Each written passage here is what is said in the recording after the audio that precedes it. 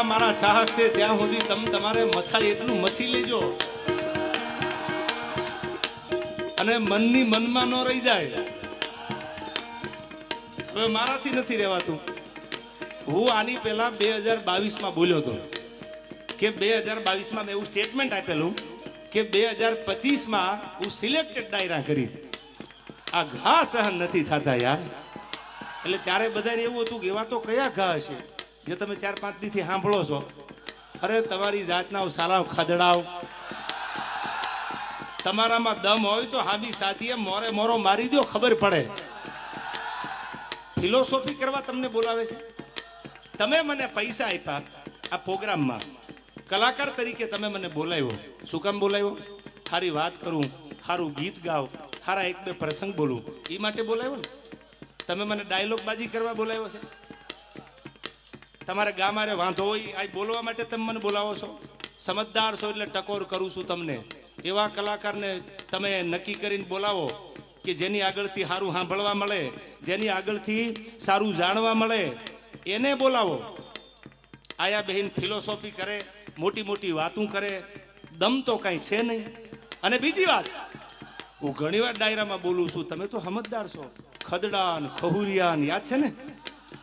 હવે ખદડા હોય એને તમારે જોવો હોય એના ઉપર સિંગડા નો હોય, ખહુરિયા હોય એને તમારે જોવો હોય તો એના માથે સિંગડા નો હોય. પણ માતાજીના મંદિરે સમાધાન થઈ ગયું હોય ફોનબાઈ માના મંદિરમાં, અને ત્યાર પછી બોલે આથી બીજા મોટા ખદડા હોય ક્યાં? આથી બીજા મોટા ખહુરિયા હોય ક્યાં? મને અફસોસ એ વાતનો છે કે મારે તો તૈયારી છે જ, પણ સાહેબ એને મારી માં હોનબાઈ નો મલાદો રાખતાય નું આવડ્યું. ખાલી માની શરમ તો ભરી હોત અને હું તો માના મંદિરમાં ઊભો તો ને એટલે માફી માંગી હતી. બાકી હવે વયાવો. અને હવે તમને કેતો જાઉં છું, આ પેલા ડાયરામાં સિલેક્ટેડ ડાયરામાં દાંત કાઢતા કાઢતા કેતો જાઉં છું. સાંભળો, આવેશમાં આવી નથી બોલતો.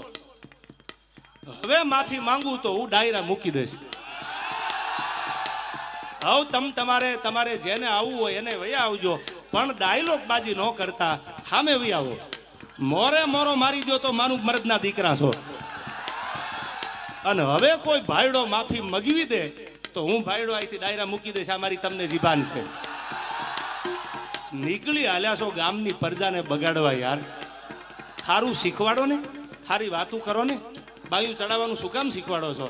આવનારી પેઢી છે, આ ભારતનું ભવિષ્ય છે. આમાં કોઈ કલાકાર બનશે, આમાંથી કોઈ કથાકાર બનશે, આમાંથી કોઈક ડોક્ટર બનશે, આમાંથી કોઈક એન્જિનિયર બનશે, આમાંથી કોઈક મોટો માણસ બને એવું શીખવાડો ને. આવડે તો એવી વાતો કરો, અને ન આવડે તો મૌન બની અને તમને જેટલું આવડે છે એટલું સાહિત્ય કરીને નીકળી જાઓ. આ કોઈ લડી લેવા, કોઈ ડાયલોગ બાજી કરવાનો આ પ્રોગ્રામ થોડો છે. આ પ્રોગ્રામ તો સનાતન ધર્મનો પ્રોગ્રામ છે. અને સાહેબ મેં ક્યાંક માફી માગી હશે ને, એ કોઈક ધર્મના થાંભલાની શરમ ભરી છે કે મારી માથી મોટું દુનિયામાં મારા માટે કોઈ હોય નહીં, એટલે મેં માફી માંગી છે. હા, અમારી સિસ્ટમમાં નથી. હવે તમારી સિસ્ટમને કહી દીજો વહી આવે. તમારી સિસ્ટમમાં ન હોય તો હું કાઠી દરબાર છું, મારી સિસ્ટમમાં ન હોય. આ હાય હાય હાય બોલી જા બોલી જા બોલી જા બોલી જા. ચકલા કોઈથી બાજ ન બને. હવે આવડાની ખબર છે કોણ સાચું ને કોણ ખોટું. યાર મારે જાજુ નથી બોલવું, આ વાતને મારે લંબાવી નથી. તમે તો સમજદાર છો. પણ સાહેબ વગર વાંકના દુનિયામાં કોઈ કનડે. ઓળખાણ તમે માગો ને એટલે ઓળખાણ દેવી પડે છે યાર. મેં તો બધી જ્ઞાતિને ભેળી રાખી છે. બધી જ્ઞાતિએ મને પ્રેમ કર્યો છે. મારી યારે કોઈ જ્ઞાતિવાદ નથી કર્યો તો હું જ્ઞાતિવાદની વાતો આ બહેન કરું? મેં તો બધી વાતો કરી છે. કોઈ બોલી જાય ચમરબંધી આમાંથી મેં જ્ઞાતિવાદ કર્યો, અને ભવિષ્યમાં ક્યાંક ભૂતકાળમાં ક્યાંક મારાથી ભૂલ થઈ હોય તો મેં હૃદયથી માની ધજામાં ઊભા રહી, માના ખોળે ઊભા રહી અને મને એમ થયું કે આ તો હોનબાઈ છે, અને અહીંથી પાછા વળી જાવ ને તો આપણી પડતી ચાલુ થાય. આજ માના દરબારમાં મારાથી પાછું જવાય નહીં. અને આની સામે હું વટ રાખું, માના દરબારમાં ઉભો રહીને વટ રાખું. વિડીયો જોઈ લીજો તમે, આમાંથી બધા સમજદાર છો. માના ખોળામાં ઉભો રહીને વટ રાખું. ધર્મની સામે વટ રાખે એના ઇતિહાસ ન હોય.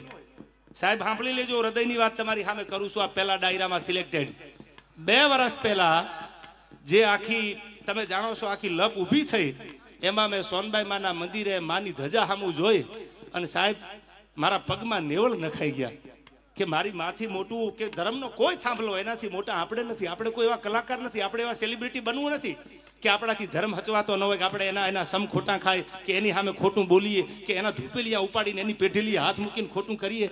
એટલે મેં માફી માગી લીધી. ત્યાર પછી વાત ઊભી નથી રહી. પ્રોગ્રામે મારી સિસ્ટમ બીજી છે, મારી સિસ્ટમ બીજી છે. હવે એકચ્યુઅલી તારી સિસ્ટમ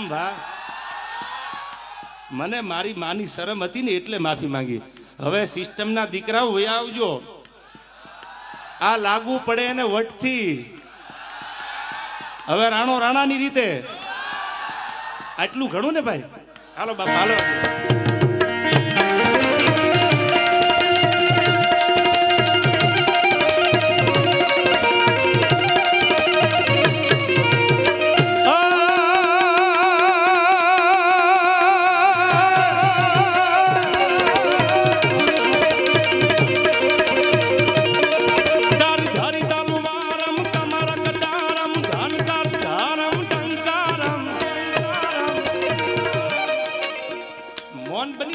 મારા સજ્જન મિત્રો છે એ મને કે તમે મૌન રહીજો. મેં કીધું મૌન બની અને ડાયરા મૂકી દેવા એથી મને લડીને મૂકવા દો ને યાર. અને મેં એમ કીધું તું સિલેક્ટેડ ડાયરા હું કરીશ. ત્યાં તો અમુક આવી ગયા અમે 2025 કેટલાયને શાંત કરાવ્યા છે. લે આ તમારી કોઈ જાગીર છે? આ કોઈની જાગીર છે? આ તો દેવા જ ખબર છે, કાલ બીજું આવે. હવે હું વટથી કહું છું કે શ્વાસ હાલે અને મારી માની દયા હોય ત્યાં સુધી તમારી સામે લડવું છે મારે. પેલા એવું હતું સિલેક્ટેડ કરવા છે આપણે, બાકી જય માતાજી રાજીનામું દઈ દેવું છે. પણ મને લાગે છે આમને એમ થઈ ગયું હવે મેદાન ખાલી છે, એમ થોડા ચોકા છક્કા મારવા દઉં યાર.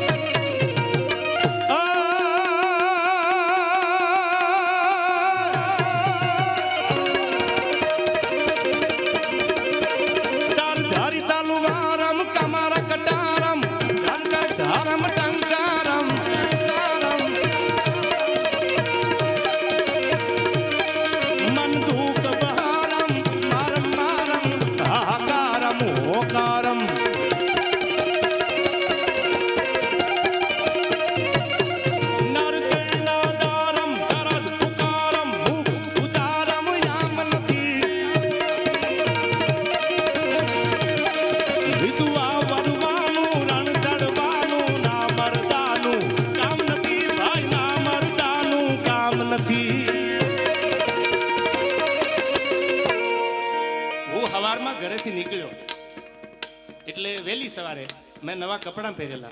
સાંભળું જો, બહુ સમજવા જેવી વાત. આવડતું તો બધાને હોય ને યાર, પણ એક ગરિમા છે આ સ્ટેજની. સરસ્વતીના ખોળે બેહીને આપણે સારી વાતો કરવા મળ્યા છે. ગામની પ્રજાને ચાઇનાના પંપ મારવા ભેળા નથી આપણે. સવારમાં કાંટલા જાલી લીજો ને બાંધી લીજો ને. શું કામ? અંદરો અંદર બાંધીને આપણે અંગ્રેજો ગોણ ગુલામી નથી કરવી કોઈની.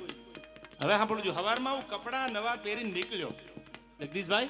એટલે કપડા નવા પહેરીને નીકળ્યો તો એક માંદણામાં ખાંદામાં ભેંસ બેઠેલી, આખી ખાંદો ભરેલી હો, આખી ખાંદો.